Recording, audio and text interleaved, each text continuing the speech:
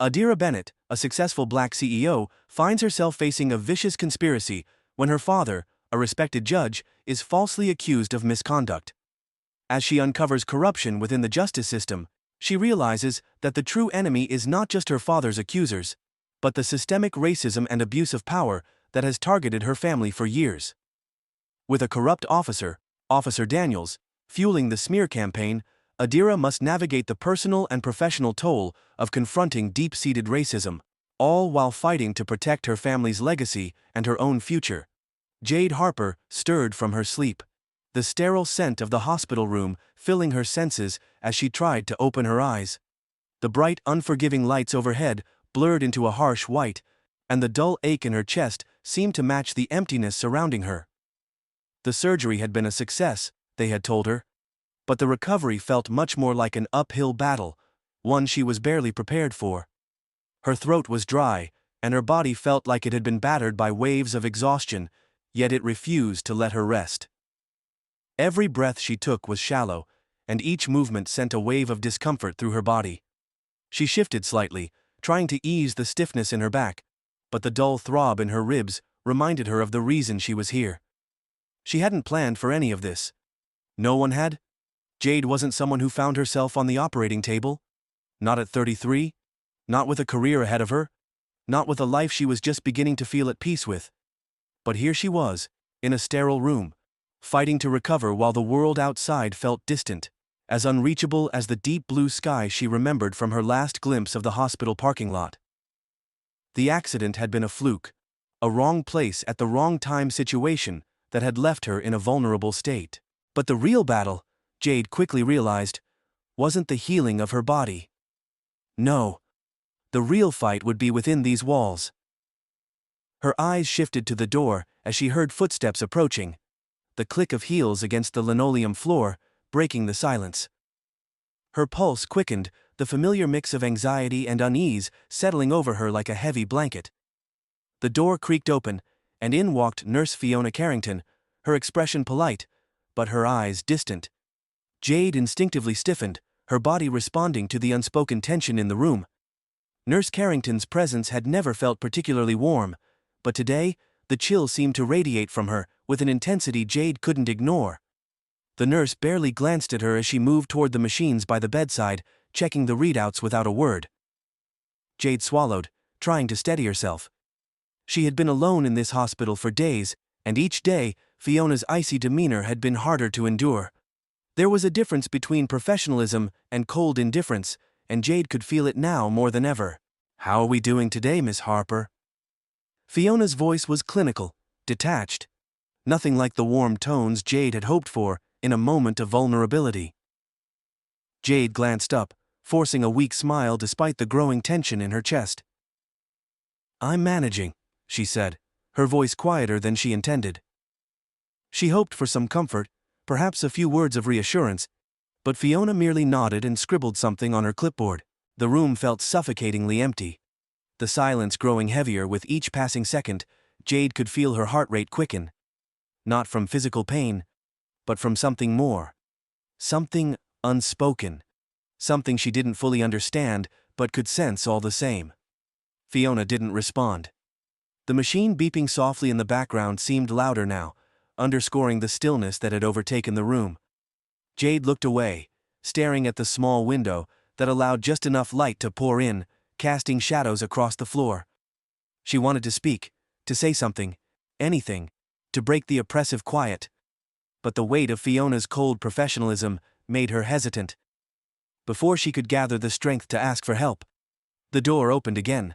Another nurse, this one younger and more familiar, stepped in. "How's everything going, Fiona?" Nurse Olivia Martinez asked, her voice warm, offering a stark contrast to Fiona's frosty tone. Jade let out a breath, feeling the slightest hint of relief at the sight of Olivia. She had been more of a comfort than Fiona had been these past few days. "It's fine," Fiona replied shortly, not sparing Jade a second glance as she moved away from the machines. "Just keeping an eye on things, she's stable." Olivia's gaze shifted to Jade then, her expression softening with concern. "How are you feeling?" she asked gently. Jade's smile was genuine this time, though still faint. "Tired," she admitted, "but I'll be okay." Olivia gave a small nod, her voice full of understanding. "I'm glad to hear that. Let me know if you need anything." She turned to Fiona, her tone growing slightly more guarded. "I'll take over from here." Fiona's eyes flicked to Jade, a subtle dismissive glance before she turned and exited the room without another word. The door clicked shut behind her, leaving Jade and Olivia alone. As Olivia adjusted the IV and checked the machines again, Jade couldn't help but feel a sense of unease creeping in once more. She had been in the hospital for days, isolated in this sterile room, but it wasn't just the physical healing that drained her. It was the quiet tension, the subtle discomfort she couldn't shake. And somewhere deep down, Jade knew that something wasn't right. Adira Bennett always arrived early. It was a habit she developed years ago, a way to carve out a little peace before the day began its inevitable rush. The sun was just beginning to rise, casting a soft golden hue over the glass and steel buildings that made up the financial district. As the CEO of Bennett Strategies, a multi-million-dollar consulting firm, she could have easily taken a car service directly to her office, bypassing the slow rhythm of the morning. But Adira enjoyed the walk. It gave her space to think, to gather herself before diving into the world of boardrooms and deals.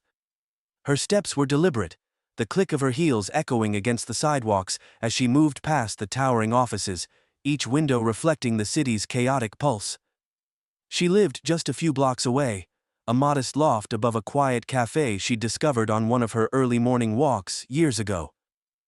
The cafe, Luna's, was nothing extravagant, just a corner spot with mismatched chairs and the rich scent of coffee beans in the air. But it felt like a sanctuary. When she entered, the bell over the door chimed softly, and the barista, a young man named Marcus, would always greet her with a smile. It was familiar. It was grounding. Today was no different. No. Adira pushed open the door, the warm, welcoming fragrance of freshly brewed coffee immediately wrapping around her. The cafe was nearly empty, save for a couple of elderly men sitting at the far table, their voices muffled under the hum of an old jazz track playing softly in the background. As usual, Marcus was behind the counter, wiping down the surface with practiced ease. "Morning, Ms. Bennett." He greeted her with a grin, his dark eyes sparkling, as if their routine was something he looked forward to. "Morning, Marcus," Adira replied, her voice calm and steady, a touch of warmth in her tone as she smiled back. She took a moment to remove her coat and hang it on the hook by the door, before settling into her usual seat by the window, which overlooked the small park across the street. From here, she could watch the city slowly come to life, the hustle beginning in the streets below, while she enjoyed her quiet moments of solitude. She rarely shared much about her personal life with Marcus, but he knew she wasn't the typical CEO type. No lavish lifestyle, no extravagant designer labels. Adira didn't need them. She had more than enough money, power, and influence to wear the finest clothes, drive the most luxurious cars, or live in an opulent mansion. But that wasn't who she was. Her father, a prominent judge who had built his reputation on integrity and fairness, had taught her that wealth wasn't a symbol of superiority, it was a tool, a responsibility. So she chose simplicity. Her clothing was understated but meticulous, a crisp white blouse tucked into dark tailored pants, a soft wool blazer that fit her frame just right. Her hair, dark and tightly curled, was pulled back into a neat bun at the nape of her neck. She wasn't one to stand out in a crowd. Rather, she let her actions speak louder than her appearance. As she sat down, Marcus brought over her usual, a medium coffee, no sugar, with just a dash of almond milk, and a small oatmeal muffin. He set the cup down in front of her, smiling as he pulled back. "You need anything else, Miss Bennett?" "No, this is perfect," she said, her fingers wrapped around the mug as she leaned back in her chair, staring out the window. She wasn't in a rush today. No meetings to attend, no calls demanding her attention. Just a rare moment of stillness. But as she sat there, she couldn't ignore the tension in the air. The subtle unease that had settled over her in the last few weeks, like a slow-moving storm just on the horizon. She had always known that being a black woman at the helm of a multi-million-dollar firm would attract scrutiny, but the weight of it seemed to be growing heavier.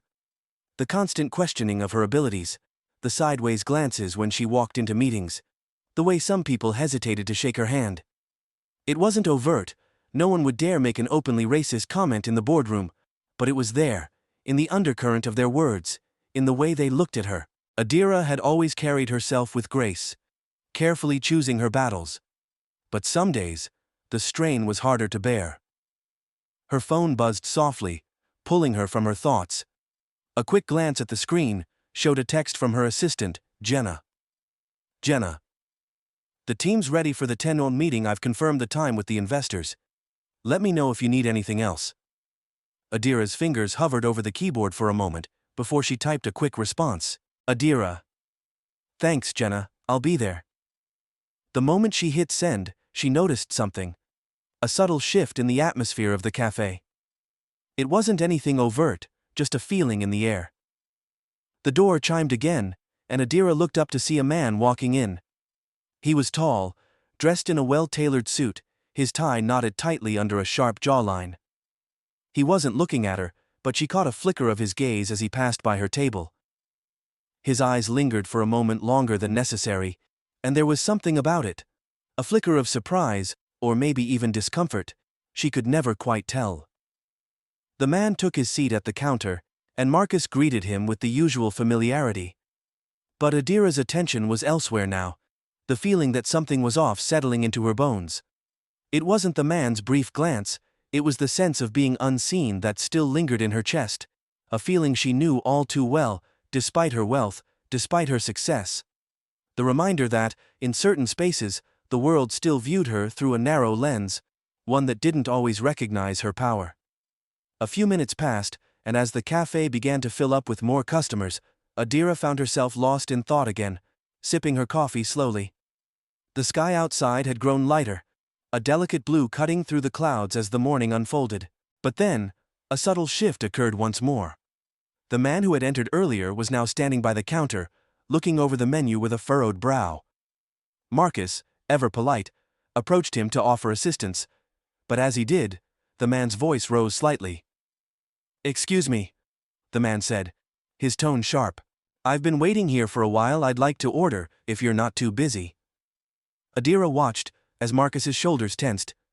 He had been moving through the cafe, checking on tables, yet now he stood still, his gaze flicking toward the man, trying to maintain his composure. There was a brief pause before Marcus spoke, his voice a little more controlled than usual. "I'm sorry, sir, there's no need to raise your voice. I'll be right with you," Marcus said, his eyes flicking back toward the counter, but the man didn't seem satisfied.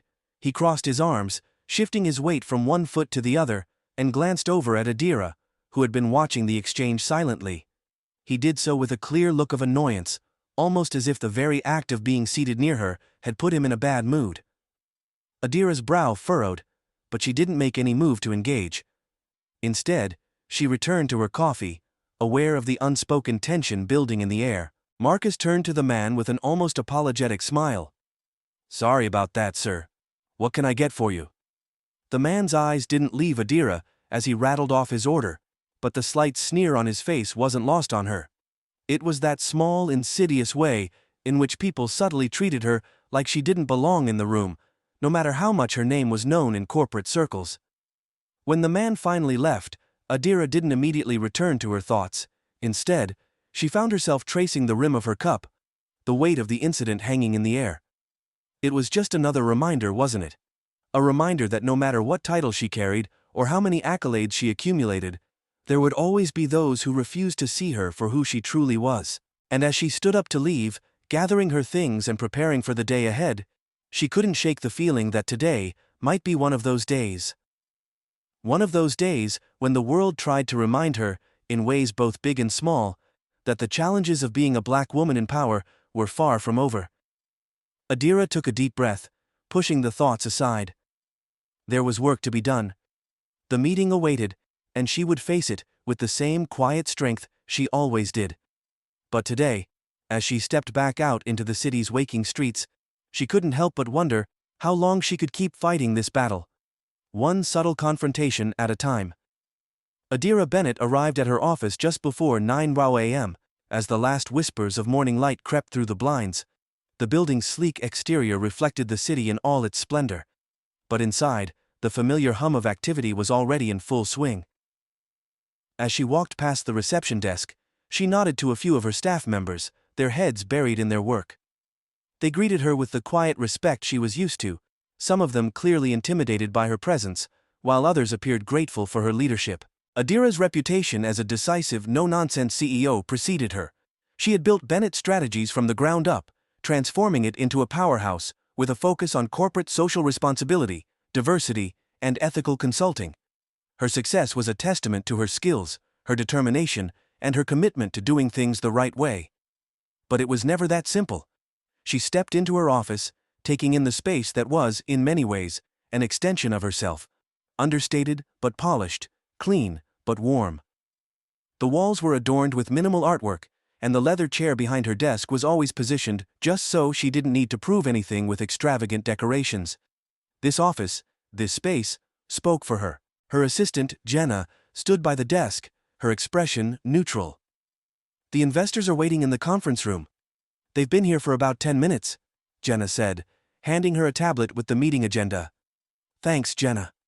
"Let them know I'm on my way," Adira replied, her voice steady and calm.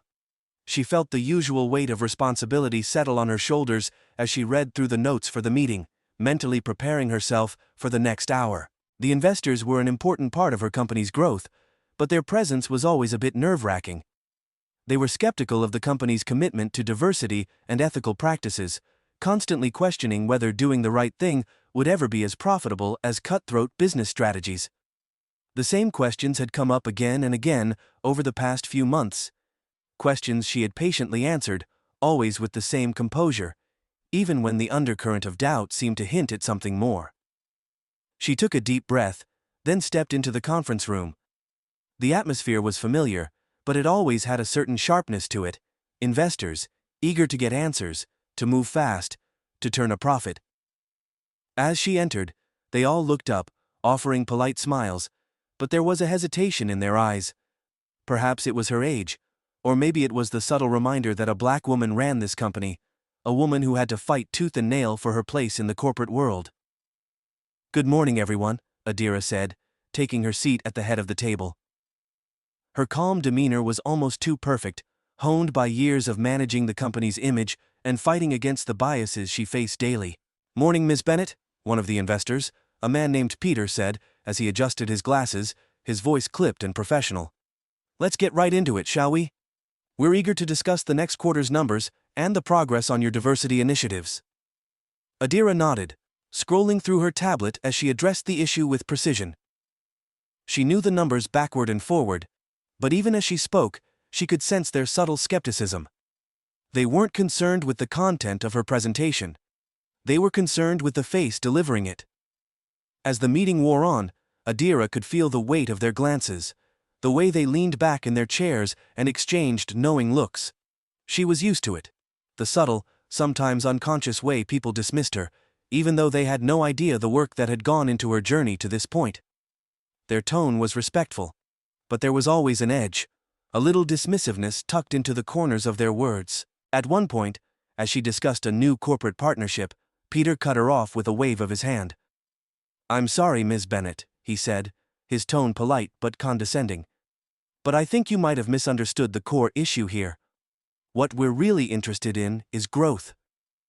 That's what matters, and your social responsibility initiatives are admirable, but they're not exactly what we were hoping for in this partnership." Adira paused, her brow furrowing for just a moment before she collected herself. It wasn't the first time someone had undermined her vision in favor of traditional profit-driven strategies. She knew it was coming, but that didn't make it sting any less. "I understand your concern, Peter," she said calmly, keeping her gaze steady. "But the two are not mutually exclusive. Growth and responsibility go hand in hand. If you look at the trajectory of companies that have embraced this model, you'll see that it not only drives financial success, but also enhances brand loyalty and reputation." Peter raised an eyebrow, clearly unconvinced. "Perhaps. But I think the board is more concerned with tangible numbers. We'll need more than just a theory on paper. We'll need results." Adira nodded again, resisting the urge to bite back. "Understood. I'll make sure to present the data you've asked for, but I can assure you that my focus is on creating long-term value, not just short-term gain. That's how we've gotten to where we are today." The conversation continued for another hour, but the tension was palpable. Adira felt the weight of their judgment, the way they dismissed her ideas because of the way she looked, the way they saw her as an outlier rather than an innovator. But she kept her composure, answering every question with grace, even though her internal frustration was beginning to mount. The questions weren't about her ideas. They were about her. They didn't take her seriously, not because she wasn't competent, but because they couldn't see beyond the color of her skin. Finally, the meeting ended, and Adira stepped out into the hall, her body stiff with pent-up frustration. She could already feel the headache coming on, the result of pushing her thoughts and emotions into the background for so long. As she made her way down the hallway toward her office, she was greeted by a familiar voice. "Mrs. Bennett," a low voice called out, "can I have a moment?" Adira turned to see Mark Williams, one of the senior partners at her firm, standing at the entrance of his office. He was tall, with a neatly trimmed beard and a sharp suit that looked like it had been tailored for him specifically. He had always been an ally of hers in the office, a rare thing in her world. "Of course, Mark. What's on your mind?" He gestured for her to step inside his office, and she did so without hesitation. As soon as the door clicked shut behind her, Mark's face shifted from casual to serious. "Look, I know it's been a tough morning," he began, running a hand through his hair. "Those investors, they're not the easiest to deal with." "No kidding," Adira replied with a wry smile. "It's always the same with them, money over everything else, but we've come this far, we can handle it." Mark nodded, but there was a flicker of concern in his eyes. "I know you can, but I've been hearing some things around the office. People are starting to wonder about your leadership style. Some of the partners think you're too focused on diversity and not enough on making them money. They don't get it. And I think you should know that it's starting to affect things behind the scenes." Adira's chest tightened at his words. She had known that things like this happened. Whispers in the halls, quiet criticisms of her approach. But hearing it out loud was still a punch to the gut. She took a deep breath, fighting the urge to react. "I've heard the whispers," she said, her voice steady but laced with exhaustion. "But I'm not going to change the course of this company just because a few people don't agree with me. We've built this firm on the belief that doing good is good for business. If they can't see that, it's on them, not me." Mark hesitated for a moment before he spoke again, softer this time. "Just be careful, Adira. You've worked hard to get here. Don't let anyone make you feel like you don't belong." Adira nodded, but inside, a storm was brewing. She could feel the frustration, the injustice of it all, the way her every decision, every move was constantly scrutinized, judged, and questioned. She had worked so hard to prove herself, but it seemed like the harder she fought, the more she was expected to prove. She couldn't let them break her. But there were days when it felt like the world was working against her, inch by inch. Mark gave her a sympathetic look as she stood to leave. "I'm here for you. Always." "Thanks, Mark. I appreciate it." As she walked back to her office, the weight of the morning's events pressed heavily on her shoulders. The internal struggle between maintaining her composure and the simmering anger she felt was starting to overwhelm her. This was just the beginning. Things were about to get harder, the tension inside Bennett. Strategies had only grown in the past few weeks. It was an invisible but palpable force that seemed to hang in the air. Heavier with each passing day, Adira had done everything she could to keep it contained, to navigate the subtle undermining of her leadership with grace. But today, it felt like the dam was ready to burst. It was mid-afternoon when she received the call from her assistant. Jenna. Adira had just finished another long meeting with the investors, their doubts lingering in the air like smoke. "Miss Bennett?" Jenna's voice trembled slightly over the phone. "There's something you need to hear. There's been a situation. It's bad." Adira's stomach dropped. She stood up from her desk, walking to the large window that overlooked the city. The skyline seemed so distant from where she stood, as if it belonged to a world far removed from her own. But the weight of what was happening was closing in, and she couldn't shake the sense of inevitability that came with it. "What happened, Jenna?" Adira's voice was calm, though there was an edge to it. She was already bracing herself for the worst. "It's the press. Someone got a hold of a recording of that meeting you had with the investors. The one where they questioned your diversity initiatives," Jenna said, her voice tight. "They're spinning it, Adira. They're making it look like you don't know what you're doing, like you're just a figurehead, relying on diversity to cover up for your incompetence. It's everywhere. Social media, the news outlets. They're calling you a fraud. Adira's fingers gripped the edge of her desk, her mind spinning as Jenna's words sank in. This wasn't just a corporate battle anymore. This was personal. The press had always been an unpredictable force, but now, they were shaping the narrative in ways she hadn't anticipated. She had tried to play by the rules, had tried to rise above the petty squabbles and assumptions that came with being a black woman in a world that was far too often built for white men to succeed. But now, they were dragging her name through the mud, questioning everything she had worked for. They were questioning her. "I can handle it," Adira said, her voice steady despite the storm of emotion inside her. "Call Mitchell. Get him on this. I need the legal team to start making calls to get the media off my back. But I need to think I'll be in the conference room in 5 minutes." The call ended, but Adira stood still for a moment, her heart pounding. The words, fraud, incompetence, token CEO, swirled in her mind. She had spent years fighting to get here, to carve out a space for herself at the top of the corporate ladder. Now, it felt like the world was closing in on her. She walked briskly to the conference room, her steps purposeful, each one a reminder of the pressure she was under. The door opened with a soft click, and she stepped inside. Mitchell, one of her most trusted colleagues, was already waiting, his face grim. "Adira," Mitchell said, as he stood up. He was tall, his face etched with concern. "I've been in touch with the legal team, and we've got a plan, but this situation is escalating faster than we thought. You need to prepare for the fallout. They're calling you everything from a diversity puppet to an affirmative action hire. And it's not just the press. Some of the partners are pulling back, questioning your ability to lead this company." "I'm aware," Adira replied, her voice cool, but beneath the calm surface, there was a fire burning. "But they can question me all they want. What they can't do is erase the fact that this company thrives because of the work we've done, the way we've done it, and I'm not backing down." Mitchell's eyes softened. He had been with Adira since the early days, and he had seen firsthand the grit and tenacity she'd shown to get to where she was. But even he was starting to worry.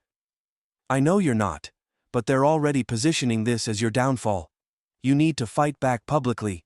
The longer we let this narrative sit out there, the harder it's going to be to recover." Adira's jaw clenched as she thought of the media storm. It wasn't just about defending her company anymore. It was about her reputation, her identity, everything she had worked for. But she wasn't someone who cowered under pressure, and she wouldn't start now. "I'll do it my way," she said, her voice firm. "We fight this, not by responding to their noise, but by showing them who I really am. I won't let them make this about anything other than the truth." Mitchell didn't argue. He knew better than to question her resolve. Still, he placed a hand on her shoulder, his concern visible in his eyes. "I just want you to be prepared. You know the way they're going to twist it, Adira. It's not going to be easy. You'll need more than just your usual poise." Adira's eyes met his, the weight of his words sinking in. But she refused to show any sign of weakness, any sign of doubt. "I've been through worse," she said, her voice unwavering. "This is just another hurdle. One more they won't see coming." As the afternoon wore on, the weight of the media frenzy seemed to close in even tighter. Adira spent the next few hours in meetings, phone calls with the legal team, and strategizing with Mitchell. It felt like every conversation was a battle. Every word from the investors was a thinly veiled attack. She could feel their eyes on her, could hear the doubts seeping into their voices, no matter how carefully they tried to mask it. And then, it happened. Around 4:30 p.m., Adira received an urgent call from Mitchell. His voice was tight, his tone not one she was used to hearing from him. "Adira, you need to get to the courthouse fast." "There's been an incident," he said. The blood drained from her face. "What kind of incident?" she asked, trying to keep her voice steady. "Your father," Mitchell said quietly. "He's been detained. There's an order of arrest. I don't have all the details, but it's bad. They're charging him with misconduct. He's been accused of tampering with evidence in a case. It's a mess, and they're framing it in a way that's going to destroy everything." Adira's world stopped. Her father, the revered judge, the one who had taught her everything about integrity and justice, had just been dragged into a scandal. She could hear the anger rising in her chest, but she pushed it down. "I'm on my way," she said, her voice barely above a whisper. As she made her way to the courthouse, the city outside seemed to blur in a haze of uncertainty. She was caught in the eye of the storm. The press, her reputation, the accusations against her father. Every step felt like it was leading her to a breaking point. But she couldn't break. Not now. When she arrived at the courthouse, the scene was chaotic. There were flashing cameras, reporters shouting questions, and police officers blocking the entrance. The walls of the building, once a symbol of order and justice, now felt like an impenetrable fortress. The courthouse had always been a place where the law was supposed to prevail, but today, it felt like the law itself was being twisted. She pushed through the crowd, her breath coming in short, controlled bursts. She had to stay composed, she had to remain the face of calm, of strength. But inside, she was seething. The system that had once elevated her father, that had once made her believe in justice, was now crumbling before her eyes. "Ms. Bennett," a reporter shouted, shoving a microphone in her face. "What do you have to say about the charges against your father?" Adira's heart hammered in her chest, but she refused to let the questions rattle her. She met the reporter's gaze, her expression unchanging. "I'm here to make sure the truth is heard," she said coolly. "And that's all I'll say." As she moved past the press, she saw a familiar face in the crowd. Officer Daniels, a member of the police force who had crossed her path before. He had always seemed too eager to prove himself, and today, as he stood at the base of the courthouse steps, his eyes met hers, with a coldness she didn't like. She felt a flicker of recognition, but there was something more behind his gaze. Something dangerous, and she couldn't shake the feeling that today would be the day everything she had worked for, everything she had built, was about to come crashing down. The air outside the courthouse was heavy with tension, the kind that seemed to seep into your bones, making every step feel like it carried a weight too great to bear. Adira pushed through the throngs of reporters and onlookers, her heels clicking sharply against the stone steps as she made her way toward the entrance. The chaos outside, the questions, the accusations, the flashing cameras, felt almost surreal, like a bad dream she couldn't escape. Inside, the courthouse was no better. The sterile walls and cold marble floors, which had once been symbols of justice, now felt like a trap. She could hear snippets of conversations, voices hushed and tense. The air was thick with murmurs, and the atmosphere felt oppressive. Adira knew this wasn't just about her father anymore. This was about her, about everything she had worked for, everything she had built. And the walls around her, the ones she had so carefully crafted, were starting to crumble. She walked quickly down the hallway, her mind racing with possibilities. Her father, the honorable judge who had fought for fairness and truth his entire life, was being painted as a criminal. And that, in turn, reflected on her, on everything she represented. The media, the press, the partners who had questioned her leadership. It was all coming together in one crushing wave. Mitchell was already waiting for her in the lobby, his face tense as he glanced over the crowd. "We have to act fast, Adira," he said quietly, his voice laced with urgency. "The media's already running with the narrative that your father's career is over. They've got footage of the arrest, and it's making it look like a coordinated effort to bring him down. They're going to paint it as a scandal, not just an isolated incident. You need to get in front of this." Adira took a deep breath, trying to steady herself. She could feel the weight of the moment pressing down on her chest, but she refused to let it break her. Her father had taught her how to navigate systems that were rigged against her, how to stand tall when the world tried to knock her down. And now, it was her turn to live those lessons.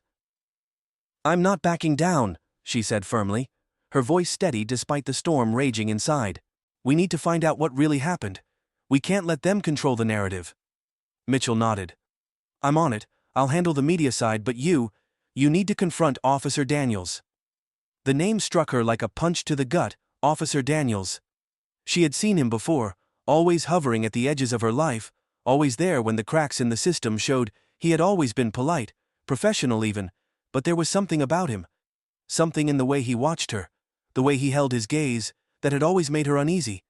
And now, as her father was being accused of corruption, it was Daniel's presence that seemed to loom over everything. "I know him," Adira said, her jaw tightening. "I've dealt with him before. But this time, it's different. He's part of this. He has to be." Mitchell hesitated, his brow furrowing. "Adira, be careful. You can't go in there charging in without proof. We don't have the leverage yet." "I don't need leverage," Adira replied, her voice cold. "I need the truth." She could feel her pulse quicken, a rush of adrenaline fueling her determination. She had faced discrimination and bias before, had faced people who tried to undermine her based on nothing more than her race and her gender. But this was different. This wasn't just a challenge to her professional identity. This was an attack on her family, on everything she had ever stood for. She turned toward the hallway, her steps more purposeful now. Mitchell called after her, but she didn't turn back. She couldn't afford to second-guess herself now. As she made her way down the corridor toward the courtroom, she could see the officers gathered in a huddle, talking in low tones. There, standing with a group of them, was Officer Daniels. His back was to her, but she knew he could feel her presence the moment she stepped into the room. He shifted slightly, as though preparing himself for something. Adira's breath caught in her chest. This was it, the moment where everything could go wrong. She was about to step into the lion's den, but she was ready. She approached the group of officers with a quiet but unwavering resolve. When Daniels turned to face her, she met his eyes without hesitation. The tension between them crackled in the air. "Officer Daniels," Adira said, her voice sharp but controlled. "I need to speak with you. Now." Daniels' eyes narrowed, but he didn't respond immediately. Instead, he gave a small nod to the other officers, who slowly began to drift away, leaving the two of them alone in the hallway. "What is this about, Miss Bennett?" Daniels asked, his tone polite, but edged with something darker, something she couldn't quite place. Adira didn't waste time with pleasantries. "You know exactly what this is about, my father. What's happening to him isn't just a coincidence. It's part of a much bigger story, isn't it?" Daniels hesitated, his eyes flicking to the floor for a brief moment before he met her gaze again. "I'm not sure what you're implying, Ms. Bennett. Your father's actions are under investigation, and that's all there is to it." Adira took a step closer, her voice low but firm. "Don't lie to me, Daniels. You've been involved in every single one of my father's cases. You've been involved in every single one of my cases. And now, you expect me to believe that my father is suddenly guilty of misconduct?" Daniels stiffened, his lips pressing into a thin line. "I don't know what you think you know, but this is out of my hands now. The investigation is happening, the charges have been made, there's nothing I can do about it." Adira could feel the heat rising in her chest, the anger building, but she forced herself to remain calm. She couldn't afford to lose control, not now. She had to make him see, had to make him understand, that what was happening wasn't just a mistake, it was part of a much deeper, more systemic problem. "You know exactly what you're doing," she said quietly, her voice tinged with bitterness. "You're helping to tear down my father's legacy, and you're doing it because of the same biases that have followed me my entire life. You think you can erase everything he's done, everything I've done, just because we don't fit your narrow view of what success looks like." Daniels didn't respond at first. For a moment, it almost seemed like he was about to say something, maybe to deny it, maybe to admit it, but whatever it was, the words never came. Instead, there was the sound of footsteps behind them, growing louder. The moment was broken, and before Adira could react, Daniels stepped back, his posture stiff and defensive. "You'd better watch yourself, Miss Bennett," he said, his tone darkening. "You don't know who you're messing with." Adira's eyes flashed with anger, but she held her ground. "I'm not afraid of you, Daniels, and I'm not going to let you or anyone else destroy what my father and I have worked for." Daniels turned away without another word, his eyes lingering on her for just a moment longer than necessary. As he walked down the hall, Adira stood frozen, her heart pounding in her chest. The full weight of the situation was crashing down on her. The media, the accusations, her father's arrest, Daniel's chilling warning. It was all part of something bigger, something that went deeper than she had realized. But one thing was clear. She couldn't back down now. Not when everything she had worked for, everything her family had built, was hanging by a thread. The tension was reaching its peak, And Adira knew that the next step would be the one that determined everything she had to act, and she had to act quickly. But as she turned to leave, she couldn't shake the feeling that this was just the beginning. Adira stood at the base of the courthouse steps, her heart pounding in her chest. The evening sun was low in the sky, casting long shadows over the crowd of reporters and onlookers still gathered around. Her mind raced, but her steps were steady. She knew this was it. She couldn't wait any longer. Everything that had brought her to this moment, her father's arrest, the media frenzy, Officer Daniels' involvement, had been building to this showdown. Adira had faced adversity her entire life, but this was something else. The stakes had never been higher. It wasn't just her reputation on the line anymore. It was her family's legacy, everything her father had stood for. The way he had been targeted, the way her own accomplishments had been systematically undermined, it all came crashing down on her in this moment. But she wasn't going to back down. Not now. She spotted Daniels across the parking lot, talking to a group of officers. His posture was stiff, his arms crossed as he gave orders, with a tone that suggested authority. He hadn't seen her yet, but she was certain he could feel the weight of her gaze. Adira moved toward him, her jaw set. Every step felt like it carried the burden of the past few hours, the weight of the investigation, the media's attack, and the deep-seated injustice she was now facing head-on. She could feel her breath shallow, the tension building inside her, but she didn't let it show. This was the moment she had to confront him, face to face. "Officer Daniels," she called out, her voice steady, but full of purpose. He turned at the sound of her voice, his eyes narrowing slightly as he recognized her. For a brief moment, there was something almost amused in his gaze, but that quickly shifted to something colder. "What do you want, Miss Bennett?" he asked, his voice hard, professional, but with an underlying edge that sent a chill down her spine. "I want answers," she said, taking a step closer. "You've been involved in every single case that my father has presided over, haven't you? And now you're standing here, watching as they tear him down. What's your game, Daniels?" He didn't respond immediately. Instead, he glanced around the parking lot, checking for any bystanders, before stepping a little closer to her. "I don't know what you think you know, but this is bigger than your father. You really don't understand the weight of the situation, do you?" Adira's eyes flashed with anger. "Don't patronize me," she said, her voice sharp. "I know exactly what's going on here. You've been part of this all along. You've been feeding the media. You've been behind the smear campaign, and you've been using my father's name to cover up your own agenda." Daniel's jaw tightened, and for the first time, Adira saw a flicker of something dark in his eyes, something almost predatory. "You're wrong," he said, his voice dropping to a dangerous whisper.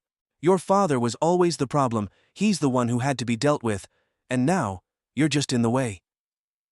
Adira's heart skipped a beat. She had known there was more to this than simple bias or corruption, but now, hearing it from Daniel's own mouth, the truth hit her like a physical blow. This wasn't just about taking down her father, it was about destroying everything she had worked for, everything that represented a challenge to the old guard. "What are you talking about?" she demanded, her voice trembling with a mix of fear and fury. "What do you mean, he had to be dealt with? This is about more than just an investigation, isn't it?" Daniels didn't flinch. Instead, he took a step closer, his voice low, his breath tinged with a sense of quiet menace. "The truth is, people like your father, and people like you, people who think they can come into this system and change it, are dangerous. You think you're better than everyone else? That your little diversity initiatives and your ethical business practices mean something. But they don't. They never did. This world was never meant for people like you, it was never meant for people like him." Adira's blood ran cold. The words he was speaking, his cold, calculated disdain, confirmed everything she had feared. This wasn't about her father's alleged misconduct, this was about a system that would go to any lengths to preserve its own power, its own privilege. And Daniels was a part of it, helping to dismantle the very ideals that she and her father had worked their whole lives to build. "You're wrong," Adira said, her voice steady now, despite the storm raging inside her. "You may think you can break me, break my family, but you don't know who you're dealing with." For a moment, Daniels just stared at her, his eyes narrowed, as if calculating his next move. But then, a small, almost imperceptible smirk played at the corners of his lips. "I'm not trying to break you, Ms. Bennett," he said, his voice laced with venom. "I'm just exposing the truth. And the truth is, you and your father were never meant to win. This is our world, not yours." A sharp pain hit Adira's chest at the words, but she refused to let them break her. She had already faced so much worse, so many whispers, so many condescending looks, so many people telling her she didn't belong in the room.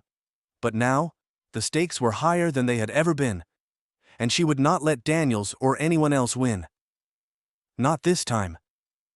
"You've been using your position to manipulate the system," she said, her voice low but filled with conviction. "But I'm not going to stand here and let you destroy everything my father and I have fought for. You're not the truth, you're just another cog in a broken system." Daniel's expression faltered for just a moment, a flicker of something that might have been doubt, but it quickly vanished, replaced by a cold, calculating smile. "I don't think you understand the position you're in, Ms. Bennett," he said. "You've already lost. Your father's reputation is in tatters, your company's under siege, and your little fight for justice will amount to nothing in the end. You're just another victim of a system that's been built to keep you down, and no matter how much you fight, you'll never win." Adira's fists clenched at her sides, her breath coming faster now. He was right about one thing: this was bigger than just her father, than just her company. This was about a system that had been stacked against people like her for generations. But what Daniels didn't understand was that Adira had always fought back. She had always found a way to turn the tables, and this time, she wouldn't back down. "You're wrong," she repeated, this time louder. "I've been fighting this system my entire life, and I'm not going to stop now." She took a deep breath, steadying herself as she looked Daniels square in the eye. "You may have your power now, Daniels, but I've got something you'll never understand. I've got the truth. And that's something no amount of corruption can take away." For a moment, the two of them stood there, locked in a silent battle of wills. The tension between them crackled like static in the air, and Adira could feel the weight of the world pressing down on her shoulders. But she wasn't afraid. She had nothing to lose now. Suddenly, the sharp sound of footsteps broke through the silence. A group of officers came around the corner, their expressions unreadable, their presence making the atmosphere even more charged. Daniels took a step back, his eyes darting toward them before returning to Adira. "This conversation is over," he said with a sneer, his tone dripping with finality. "You can keep pretending that you're part of some grand revolution, but in the end, you're just another pawn, and you'll never be able to outsmart a system that's been in place long before you even existed." Adira stood her ground, refusing to show fear or uncertainty. "You're wrong, Daniels. I'll never stop fighting for what's right. You may have won today, but the truth always comes out. And when it does, you'll be the one left standing in the dust." As Daniels turned to leave, his cold laugh echoed in the air. Adira's heart raced, but she refused to let it shake her. She knew this wasn't the end. It was only the beginning. The fight was far from over, but for the first time in a long time, Adira felt a sense of clarity. She had come here to confront the corruption, to expose the lies, and now, she had a plan. But as she watched Daniels walk away, something told her that the battle was about to get even more intense. The tension in the courthouse corridor was palpable, as Adira strode toward the small, cramped office where Officer Daniels was meeting with a group of detectives. Her footsteps were steady, but her heart raced, every thudding beat a reminder of the weight of the moment. She knew she couldn't afford to falter. This wasn't just about her father's career anymore. This was about everything she had worked for, everything that she and her father had fought to achieve. She could no longer remain passive, hoping that someone would listen to her plea for justice. It was time to confront Daniels head-on. As she reached the office door, she paused for a moment, taking a deep breath. Her pulse was quick, and the words she had been rehearsing for hours swirled in her mind. But she knew she had to stand firm. There was no room for hesitation, there was no room for fear. She pushed the door open. Daniels and the detectives froze mid-conversation. Surprised by her sudden entrance, Daniels' cold eyes immediately met hers, the faintest flicker of recognition crossing his face before his usual mask of control slid back into place. "Miss Bennett," Daniels said, his tone polite but dripping with an underlying disdain that made her skin crawl. "What brings you here today?" Adira didn't waste a moment. She walked in, her presence commanding the room, the tension in the air thickening as she came to a stop in front of Daniels. The two detectives exchanged uncertain glances, but they remained silent, watching her closely. "I need answers, Daniels," she said, her voice cutting through the room like a blade. "You've been a part of this from the very beginning, haven't you? The smear campaign, the accusations against my father. You've been behind all of it." Daniel's jaw tightened imperceptibly, but his smile didn't falter. "I don't know what you're talking about. Your father's actions are under investigation. It's as simple as that." Adira's eyes narrowed. She could feel the boiling anger simmering under her calm exterior, but she held herself steady. "Don't play me for a fool, Daniels. I've seen the way you've been moving behind the scenes. You're not here to uphold justice. You're here to protect your own." For a moment, Daniels was silent.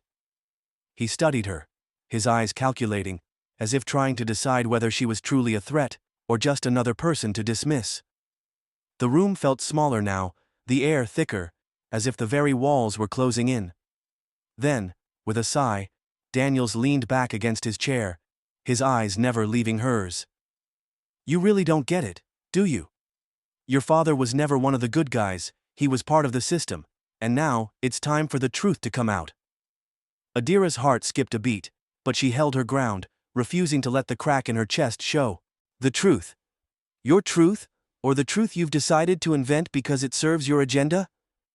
Daniel's smirk widened, and for the first time, Adira saw the mask crack. His eyes were cold, and there was something predatory in the way he spoke next. "People like your father, people like you, think you can come into this system and change it. But you can't. This world isn't made for people like you. You'll never understand how things really work." His words were venomous, each one dripping with years of bitterness, disdain, and an unmistakable sense of entitlement.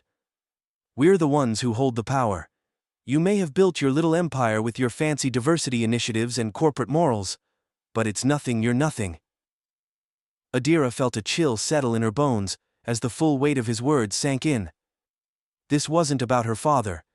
This wasn't about some isolated incident. This was about power, about a system that had been designed to crush people like her and her father, and Officer Daniels was just another cog in that machine. But something shifted inside her. This wasn't just an accusation anymore. It wasn't just a question of defending her father. It was about confronting the very forces that sought to keep her down, the system that had been built on racism, privilege, and corruption. And for the first time, Adira knew that she had to fight back. No more waiting for someone else to speak up. No more asking for permission. "No," Adira said, her voice firm, unwavering. "You're wrong. We're not the ones who are nothing.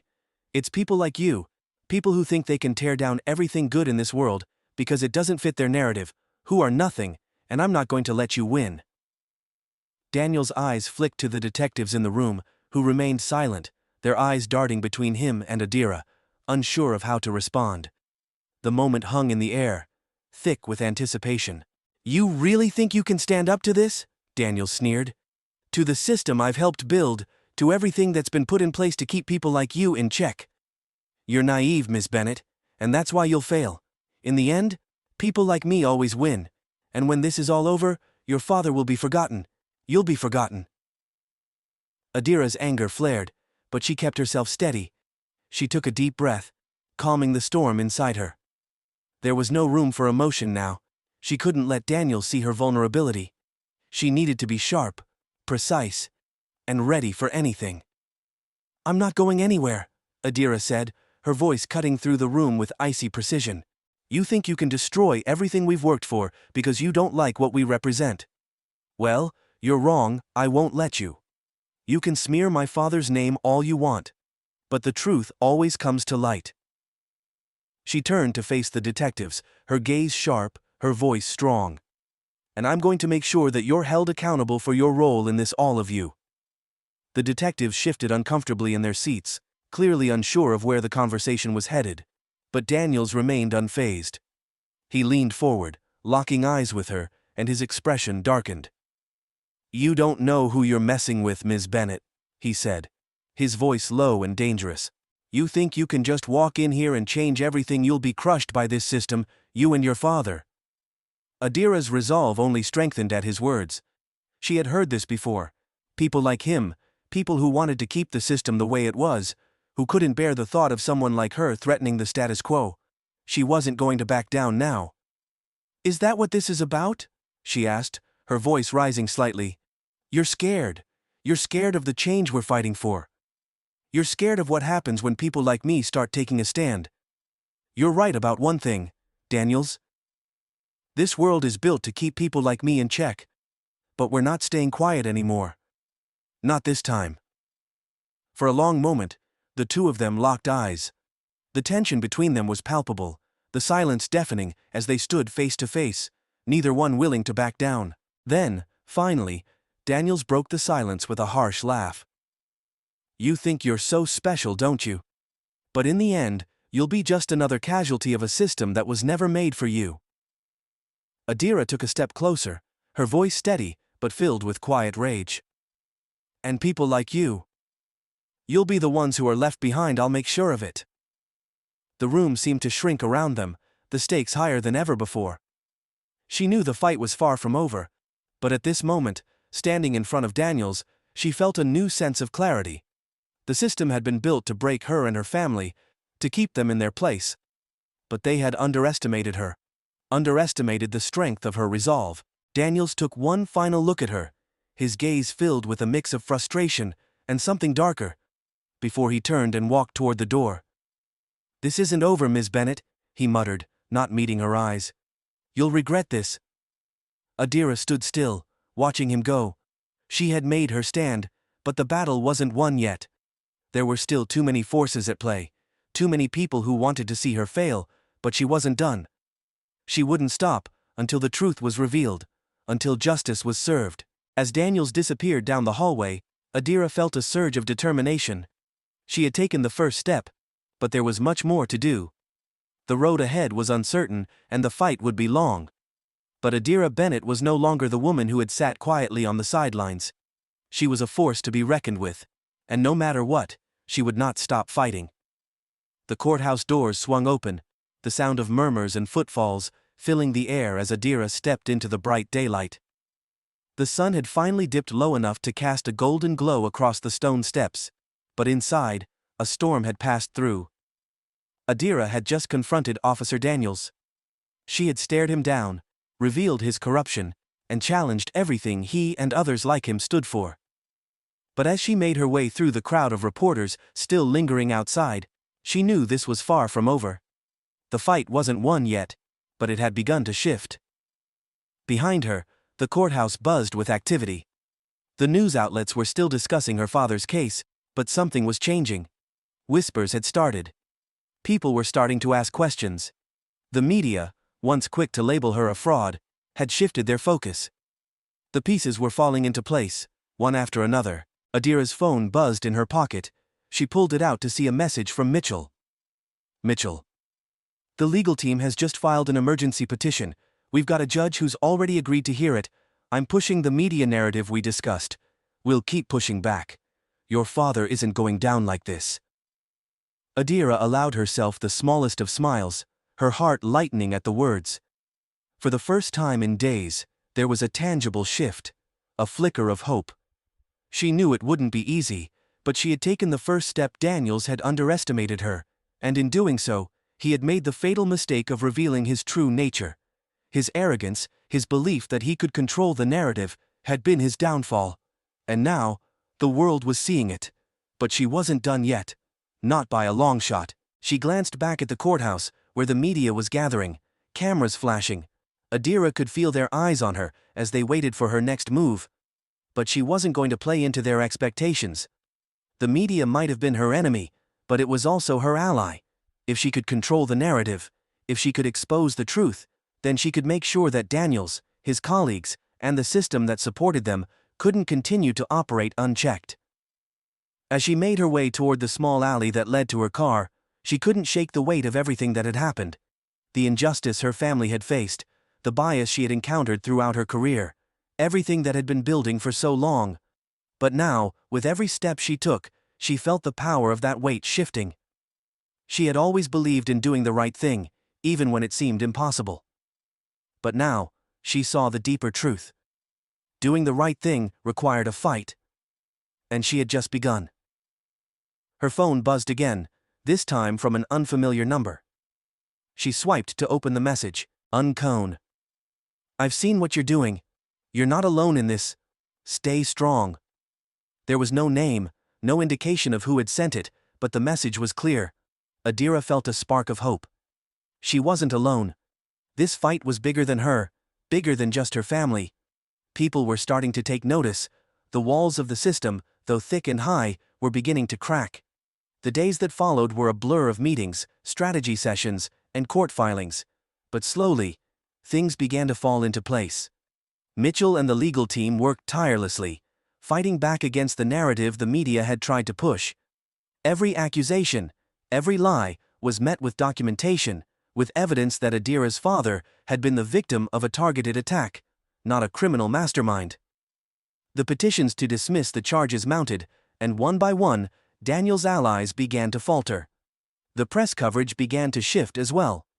The story of a corrupt officer attempting to bring down a respected judge, and his daughter, a powerful black woman who had built an empire from the ground up, started to take center stage. Adira watched from her office as the news outlets slowly turned their focus. Daniel's power began to wane, and with it, his credibility. The momentum that had once seemed so overwhelmingly against her had started to crumble. Daniel's smug face had been the picture of arrogance, but now, with each new report exposing his actions, the cracks in his authority widened. Then came the breaking point. It was late one evening when Adira received a call from Mitchell, his voice serious. Adira, I've got the news you've been waiting for. Daniels has been removed from his post. The department's investigating his involvement in your father's case. The charges against your father have been officially dropped. We've won. Adira closed her eyes as the news sank in. The words felt surreal at first, like a victory that was too large to truly grasp. But when the weight of it fully hit her, she allowed herself a quiet moment of relief. Her father would walk free. Daniel's reign of influence had been dismantled, piece by piece, and now the truth had triumphed. But the fight hadn't ended just yet. The following day, Adira sat in her office, staring at the reports on her desk.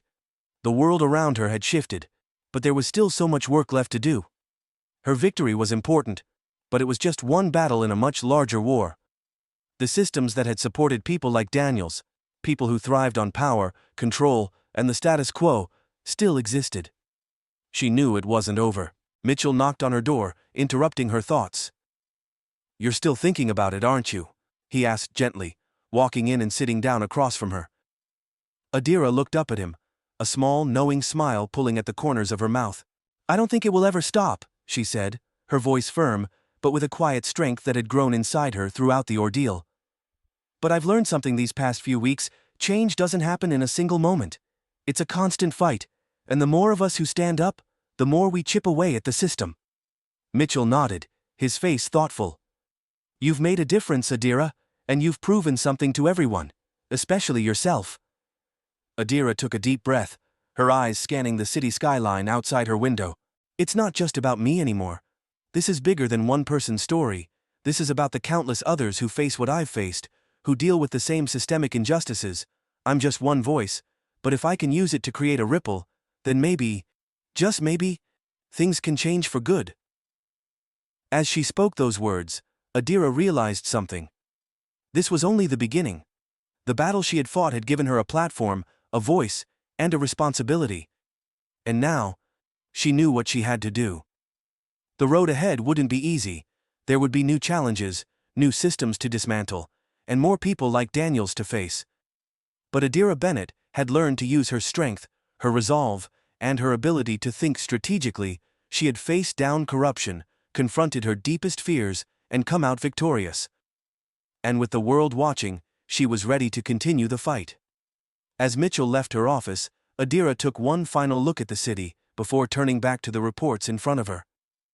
The battle had been won, but the war was far from over. Though Adira's father was a free man, the true significance of her victory would unfold over time. With Daniels gone and the layers of corruption exposed, there was room for change. Her efforts had shaken the foundations of a system that had long been rigged against people like her. And that ripple, though small, was beginning to spread. There would be more battles to fight, but for now, Adira knew one thing for certain. She was no longer standing in the shadows. She was the one making the change, and she would keep pushing forward. The system wasn't going to fix itself. But Adira Bennett, a woman who had learned the value of resilience and the cost of complacency, was more than ready to lead the charge. The sunlight poured into the small office where Adira Bennett sat, casting long shadows on the walls, but she wasn't thinking about the view outside. Her gaze was fixed on the report in front of her, the legal documents detailing her father's exoneration. She had fought for this moment, for justice, for truth, and now it was hers to claim. But as the weight of the victory settled into her bones, she knew that this was just the beginning. She wasn't just the daughter of a judge anymore. She wasn't merely a successful CEO or a black woman who had built an empire against all odds. She was now someone who had seen the deepest corruption, stood in the face of it, and fought back. Adira had spent most of her life doing everything by the book, trying to succeed in a world that wasn't built for people like her. She had proven herself through her business acumen, through her success in an industry that often overlooked people of color, and through her unwavering sense of right and wrong. But everything she had worked for had been threatened, not just by the systemic racism that had followed her every step, but by a powerful system designed to tear her down when she stood up. But she had stood up. Looking back on the journey, Adira could see the arc of her transformation. She had entered this battle determined but uncertain, worried that the fight would leave her isolated and vulnerable. The early days had been filled with quiet rage, the kind that is easy to ignore, easy to brush aside. She had endured microaggressions, dismissive attitudes, and the undermining of her work and her father's legacy. She had wondered at times if fighting back was worth the cost. But each new moment of injustice, each new attempt to silence her, only fueled her determination. By the time she had confronted Officer Daniels, by the time she had uncovered the corruption lurking behind the accusations against her father, something had shifted. Adira had realized that her fight was not just for her father's name, nor was it simply a battle to protect her company's reputation. It was a fight for something much larger, a fight against the very system that had been built to oppress and silence people who were different, who dared to challenge the status quo, and she was no longer willing to play by anyone else's rules. This was the defining moment of her growth. She had learned that standing firm was not enough. It was about being strategic, about gathering allies, and about knowing when to push forward and when to bide her time. It was about using her voice, her platform, to make sure the truth was heard, no matter the cost. And in doing so, Adira had taken back control, not just of her father's legacy, not just of her company's future, but of her own narrative. She had learned that resilience wasn't about never feeling the weight of the world on your shoulders. It was about bearing that weight and still moving forward. But as much as her personal journey had been transformative, the broader implications of this struggle were equally important. The events that had unfolded revealed the cracks in the system, the places where power, privilege, and prejudice intersected to maintain an unjust status quo. Officer Daniels had been a cog in a much larger machine, one designed to keep people like Adira in their place, to maintain control, to limit the possibilities for anyone who didn't fit the established mold. And while Daniels had been removed from his post, his actions were just a small part of the larger picture of systemic racism and the abuse of power that continued to affect countless lives. Adira knew that her story wasn't unique. People who looked like her, who came from backgrounds like hers, had been dealing with these challenges for centuries. The system was rigged, and those who benefited from it were rarely held accountable, but her fight had opened a door. It had shown that even the most entrenched systems of power could be shaken. When people stood up and fought for justice, the world had no choice but to listen. The power of resilience, of refusing to accept the status quo, had been on full display. There was still much work to do. Adira knew that she had won this battle, but the war was far from over. There were still people like Daniels, people who hid behind their positions of power, people who believed that their privilege gave them the right to control others, but the more voices that joined the fight for equality, for justice, for truth, the more the walls would begin to crumble. This was a battle that didn't have an end, but a continual demand for change, for accountability, and for a more just system. Adira wasn't done fighting, and she wasn't alone. The ripple effect of her actions had already begun to spread. Her father's name had been cleared, and his integrity was restored. But the real impact of the fight had been much broader. Colleagues, friends, and even people who had been silent observers had begun to take action in their own lives. Some had quietly reached out to offer support. Others had spoken out against the injustices they had long turned a blind eye to. Adira had become a catalyst for change, not only in her own life, but in the lives of others who had been waiting for someone to take the first step. And that's what it always came down to: one step, one action, one voice at a time. The road ahead would be filled with challenges. There would be moments of doubt, of frustration, and of exhaustion. But Adira had learned one thing above all else: no system, no matter how entrenched, could survive the light of truth. She had seen it in the way the truth about Officer Daniels had come out, in the way people had rallied behind her cause, in the way the media had been forced to confront the story they had tried to bury. The story was not just about one woman or one case. It was about something much larger, about creating a world where people of all races, genders, and backgrounds could thrive, where systemic power structures could no longer abuse their positions. Adira's fight was not just for her family, for her company, or even for her own survival. It was a fight for everyone who had ever been made to feel small, invisible, or voiceless. It was a fight for those who would come after her, for the generations who would inherit a world shaped by the actions taken today. And though the road would be long, Adira knew that she was no longer walking it alone. As the sun dipped below the horizon, casting a warm orange glow over the city, Adira stood in front of her office window, looking out at the sprawling skyline. She had come a long way from the woman who had entered this fight, uncertain and afraid. She was no longer just fighting for herself. She was fighting for everyone who had been overlooked, underestimated, or silenced. And she was winning.